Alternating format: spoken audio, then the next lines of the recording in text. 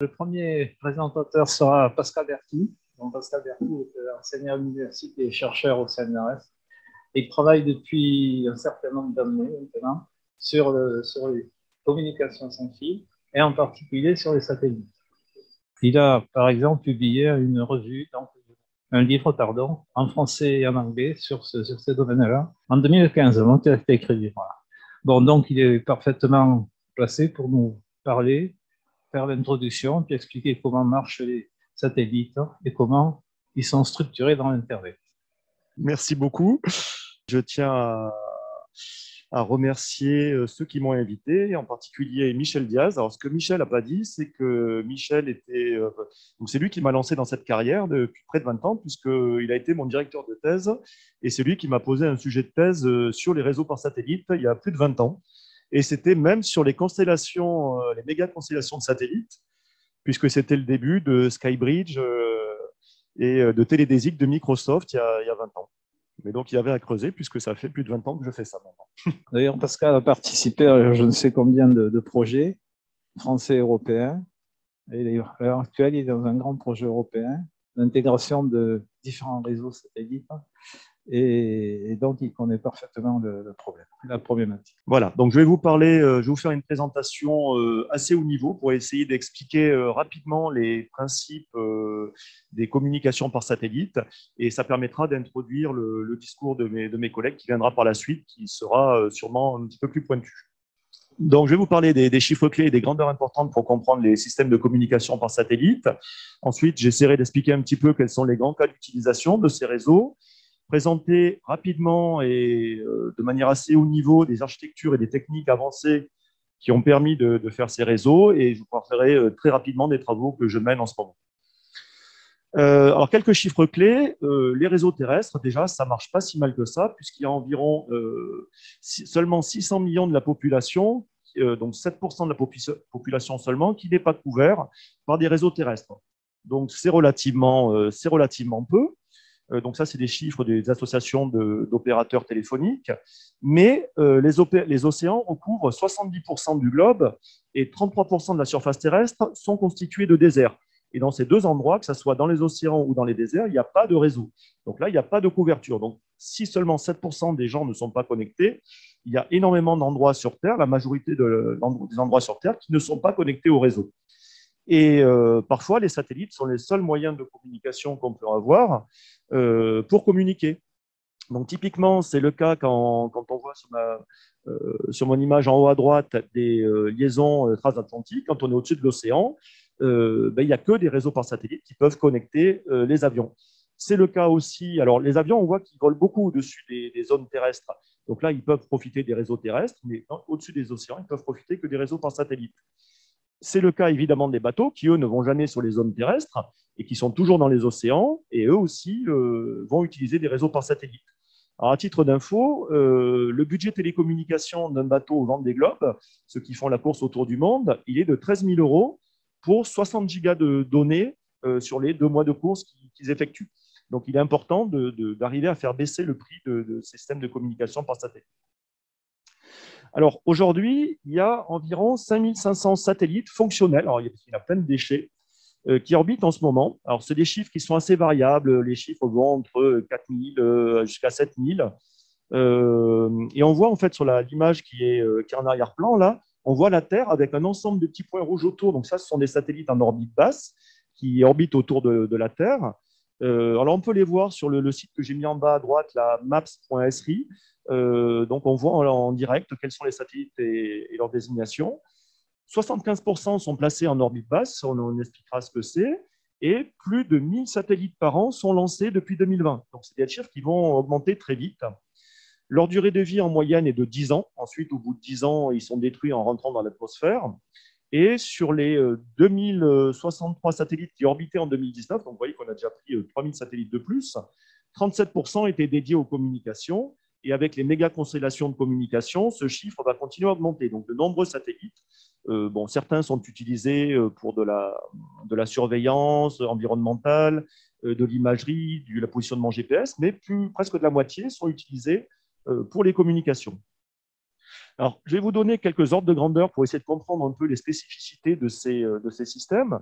D'abord, la latence est liée à l'orbite du satellite. Quand on a un satellite qui est géostationnaire, donc il ne bouge pas au-dessus de nos têtes, et il est positionné à 35 000 km, et la latence pour envoyer un signal au satellite et redescendre sur Terre, c'est à peu près un quart de seconde.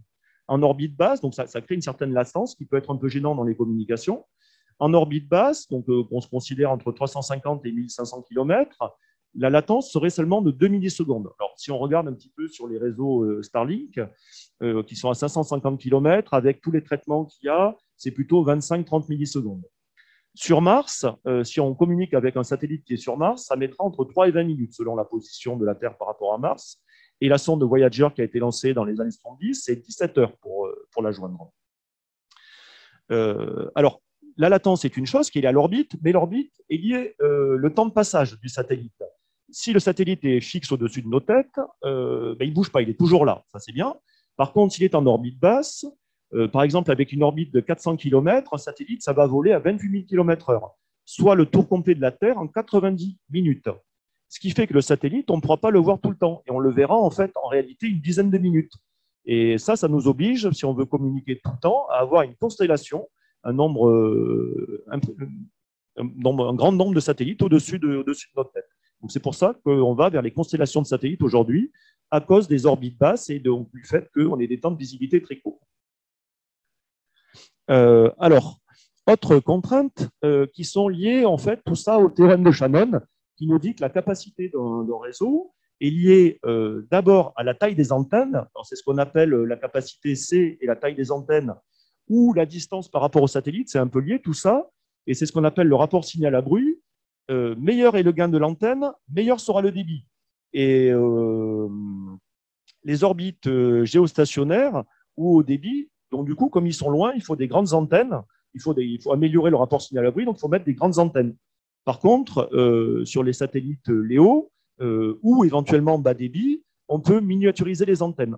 Alors, on voit sur mon petit schéma à droite, là, j'ai mis différents types d'antennes. Une grande antenne classique qu'on va retrouver une parabole dans les satellites, mais on peut imaginer, si les satellites ne sont pas trop loin, avec un bon rapport signal à bruit, on peut imaginer des petites antennes de type comme une borne Wi-Fi, ou voire plus petit, comme un téléphone. Et ça, je n'ai pas mis ce petit téléphone Apple pour rien, puisqu'en fait, ils sont très impliqués dans ce qu'on verra la définition des communications par satellite dans le 3GPP, et en particulier pour des réseaux très bas débit.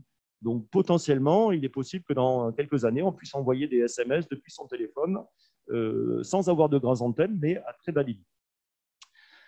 Mais le débit, il est aussi lié aux fréquences qu'on utilise. Donc, c'est toujours pareil, toujours Shannon, c'est le paramètre W, et en particulier à la largeur de bande qu'on utilise. Donc, plus les bandes de fréquences sont élevées, en général, plus on peut utiliser de largeur de bande. Et le problème, c'est que plus les fréquences sont élevées, donc quand on va dans les bandes de 40 gigas, 70 gigas, Hertz, il y a des bandes qui sont très sensibles aux conditions météo. Et donc, ça fera, si jamais il y a des interférences, ça fera baisser notre rapport signal à bruit. Donc, plus on a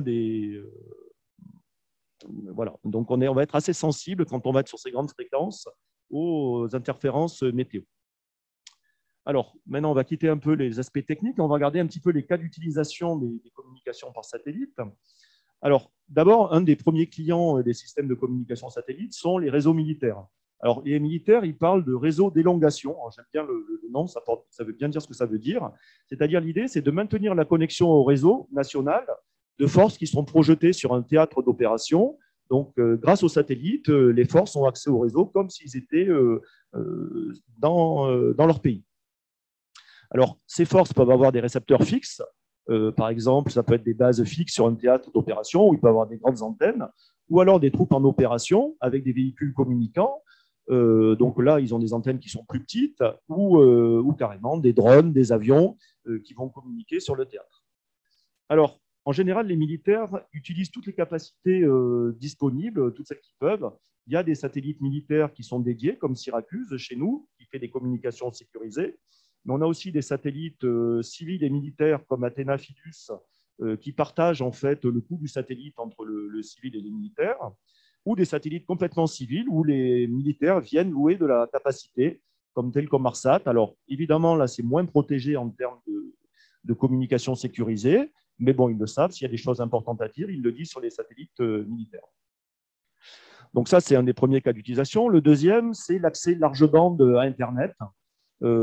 Et ça, pour plusieurs marchés, que ce soit des accès fixes, professionnels ou résidentiels. Donc, par exemple, on voit dans la petite image là un refuge de haute montagne avec une antenne satellite, ou l'accès mobile pour des bateaux, des avions, des trains. Donc, on voit sur les schémas là, une antenne sur un Airbus, ou un train communiquant. Alors, par satellite quand il est en campagne, et quand il rentre dans les tunnels ou dans les gares, on l'hybride avec un réseau terrestre Wi-Fi. Donc, là où il ne peut pas recevoir le satellite, il va communiquer par Wi-Fi. Il faudra passer de l'un à l'autre assez facilement. Bientôt, on en aura peut-être sur nos voitures, en particulier avec les véhicules connectés. On sent bien qu'il va falloir de la connexion tout le temps, et le satellite est un bon candidat pour ça. Alors, les enjeux de cet accès large bande, c'est d'abord de réduire les coûts. Comme je vous ai dit, les coûts de communication du Vendée Globe, ils sont assez exorbitants. Voilà, donc il faut arriver à réduire ces coûts pour les rendre concurrentiels avec les réseaux terrestres. Alors, plutôt que concurrentiels, c'est plutôt complémentaire aux réseaux terrestres. Alors pour ça, il faut aller vers des systèmes ultra capacitifs, ce qu'on appelle Very High Throughput Systems, comme le Eutelsat Connect que je vous présenterai tout à l'heure, où donc ça veut dire que des satellites qui ont énormément de capacité, de bandes passantes, qui peuvent transporter énormément d'informations et donc partager plus le prix. Partager la bande passante de manière très efficace. Donc là, on est allé vers des accès dynamiques, c'est-à-dire qu'il y a plusieurs utilisateurs, on peut décider rapidement qui va utiliser la capacité. Celui qui ne parle pas l'utilise pas pour la laisser à d'autres. De la flexibilité, permettre d'établir des capacités à la demande. Par exemple, un militaire veut accéder à un réseau, hop, on lui loue une ligne très rapidement et de manière peut-être quasiment automatisée, ça serait l'idéal. Et bien sûr, comme je disais, hybrider les réseaux satellites et les réseaux terrestres pour que les deux fonctionnent de manière complémentaire. Autre point important, l'interconnexion des réseaux mobiles 4G, 5G par satellite. Alors ça, on peut le voir selon deux cas.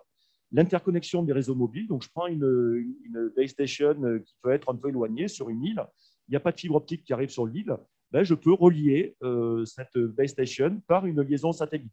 Ou je peux relier un ensemble de base stations par liaison satellite au cas où les fibres qui sont raccordées cassent pour une raison X ou Y en scénario d'urgence. Ou déployer une base station sur un réseau mobile d'urgence. Par exemple, ceux qui se rappellent de AZF à Toulouse, il n'y avait plus un réseau mobile qui fonctionnait. On aurait pu déployer une base station par satellite assez facilement. Donc pour ça, il faut de la flexibilité et de l'interopérabilité entre les réseaux. Mais aujourd'hui, ceux qui s'occupent des réseaux mobiles de 3GPP ont une certaine culture, ceux qui s'occupent des réseaux satellites ont une culture un peu différente, et il faut arriver à ce que les deux communautés se parlent. Et bon, c'est ce qu'on essaye de faire un peu dans les projets dont je vous parlerai après. Ou alors, les gens qui définissent les réseaux mobiles, eux, s'intéressent aux satellites, et ils voudraient, donc c'est l'image que j'ai à droite là, ils voudraient faire un accès direct au réseau mobile par satellite, donc avec la forme d'onde 5G qui va circuler vers le satellite directement. Donc ça, c'est des choses qui sont en train d'être définies en ce moment. Je ne vais pas trop m'apesantir là. Alors, dernier cas d'utilisation, l'Internet des objets par satellite. L'Internet des objets, c'est d'avoir des petits objets qui communiquent un petit peu partout. Et aujourd'hui, il y a une limitation, c'est que ces petits objets, hors agglomération, ils ont du mal à trouver une couverture réseau. Donc, il y a des systèmes avec Sigfox, LoRa, qui permet de connecter des petits objets là où il y a une couverture, une infrastructure. Mais en dehors, par exemple, à la campagne, à la montagne, on a du mal à avoir une couverture réseau. Donc ça nous permettrait de faire de la surveillance animale, par exemple faire du suivi animalier, donc mesurer des pollutions en montagne ou dans les océans, faire une agriculture de précision avec des capteurs enfouis dans le sol qui permettraient à l'agriculteur d'arroser ou de mettre des pesticides à bon escient, de faciliter le transport et la logistique, par exemple avec des containers connectés sur les bateaux pour éviter les vols ou les pertes de containers quand ils se renversent. Il y a de nombreuses solutions techniques qui émergent, et en particulier sur Spot 7, donc il y a 2015, je crois, de mémoire, il y a des récepteurs LoRa Sigfox qui ont été embarqués. La nouvelle constellation Hello de Telsat embarque la possibilité de faire du Sigfox. Donc Sigfox, c'est une société toulousaine là, qui fait du réseau IoT, qui est une licorne française. Il y a LoRa. LoRa, donc c'est notre réseau IoT. Et donc aujourd'hui, il y a Lacuna Space, une société anglaise qui embarque du LoRa dans l'espace. Il y a Narrowband IoT, donc qui intéresse le 3GPP, donc définissent les réseaux mobiles. Voilà. Donc il y a pas mal de travaux, ça fourmille beaucoup dans ce domaine aussi. Alors, maintenant, un petit point sur les aspects techniques. Comment tout ça s'est structuré? Alors, d'abord, un réseau satellite, c'est quoi? Vous avez d'un côté le récepteur ou l'émetteur, donc qui appartient à l'utilisateur. Donc, il a une parabole en général, ou c'est peut-être une plus petite antenne, on l'a vu. Ça communique avec le système satellite. Le système satellite renvoie sur ce qu'on appelle un téléport.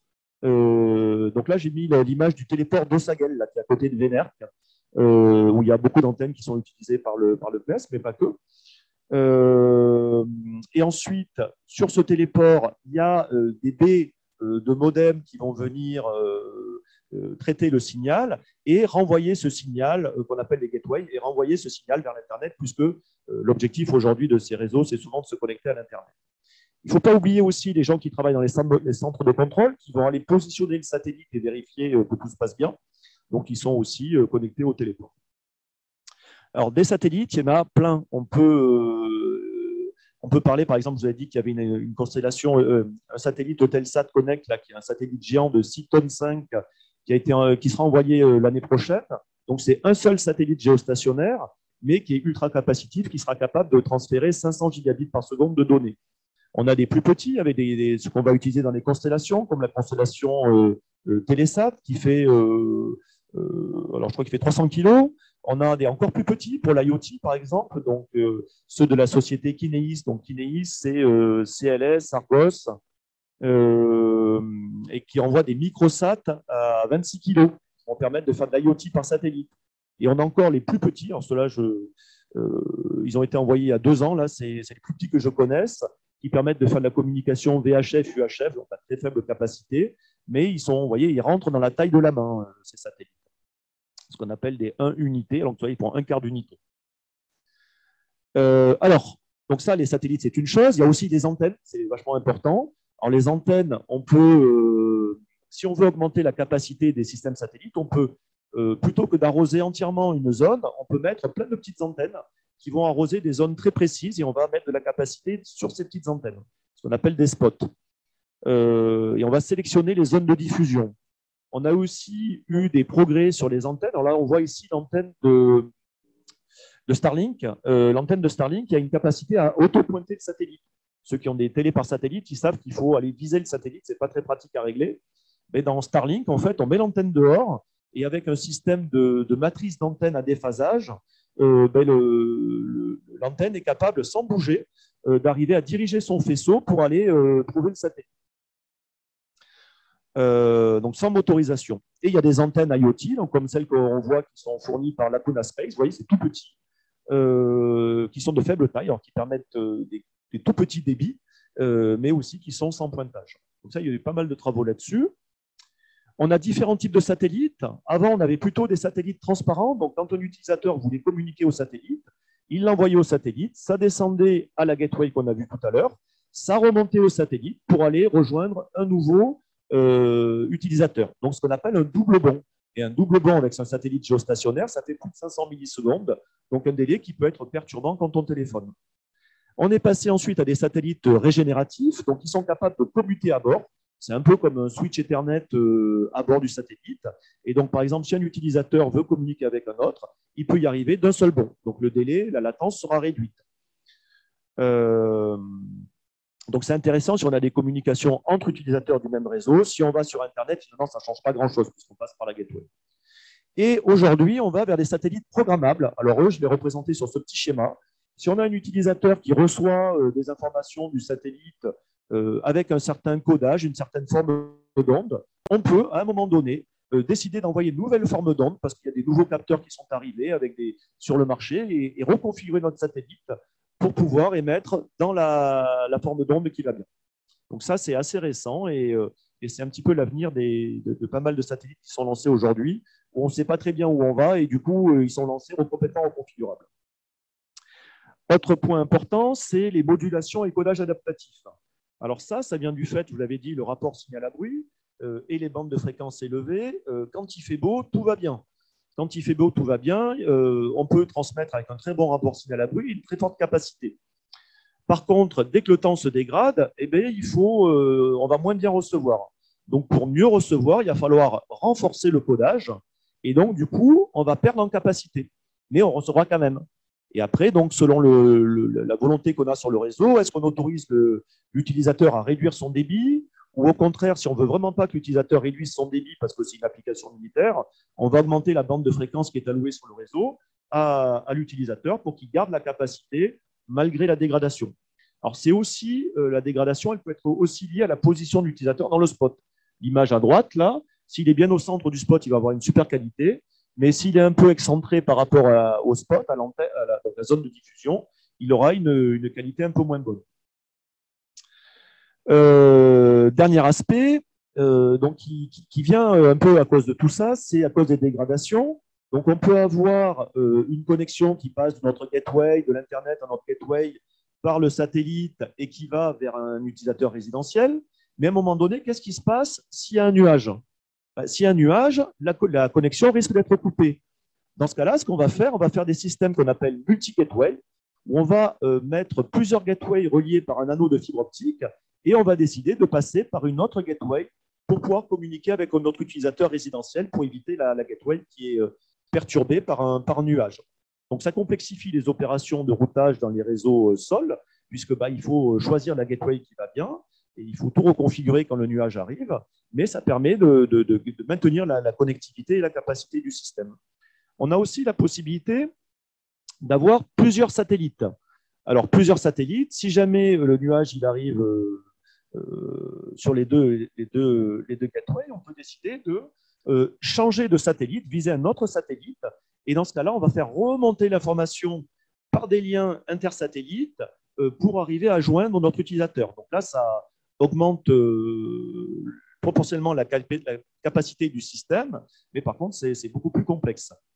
Alors, ces liens intersatellites, c'est assez nouveau aussi, et on peut faire des choses très complexes avec.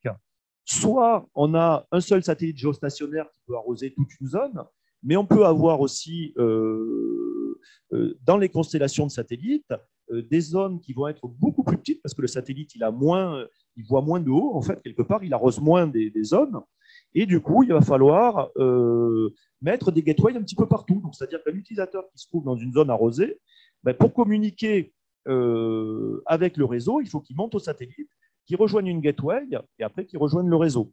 Donc, typiquement, dans les océans, ça ne pourrait pas être possible parce qu'on ne peut pas avoir de gateway dans les océans. Donc, qu'est-ce qu'on fait dans ces cas-là? On fait des liens intersatellites. Donc, on va faire du routage entre satellites ou éventuellement, on peut même communiquer directement du satellite vers un satellite géostationnaire qui a une vue globale au-dessus de ces satellites pour que lui, ensuite, le relaie sur un endroit précis de la Terre. Donc, ça peut faire des architectures très complexes, mais intéressantes. Alors, dernier point, pour ne pas être trop long, je vais vous parler un petit peu des travaux qu'on mène au LAS en ce moment. Donc, moi, je suis co-directeur de l'axe espace du LAS.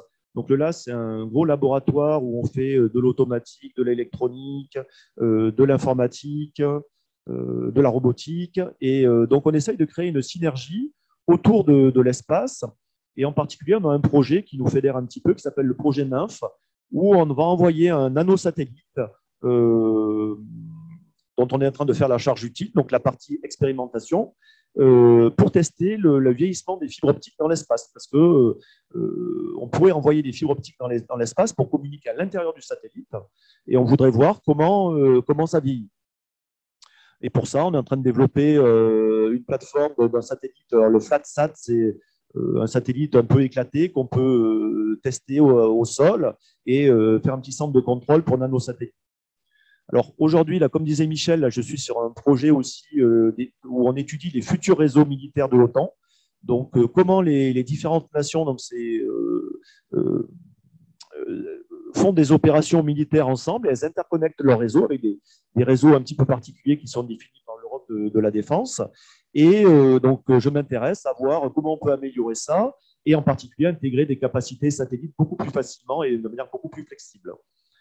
Donc, avec Jacques qui prendra la parole tout à l'heure, on travaille sur des projets avec l'IRT, sur le backhauling 5G par satellite, donc il présentera ça un petit peu plus en détail. On travaille aussi sur des réseaux de capteurs par satellite, en essayant de faire la comparaison un peu des protocoles 3GPP, donc mobile, narrowband IoT ou LoRa par satellite. Et j'ai aussi une coopération avec l'Amérique latine en ce moment sur l'IoT, donc avec des Argentins et des Chiliens qui travaillent avec nous sur l'IoT par satellite. Voilà, donc j'ai fini ma présentation. Je vous ai mis quelques références pour ceux qui souhaiteraient approfondir un petit peu. Et je vais laisser la parole à mes collègues.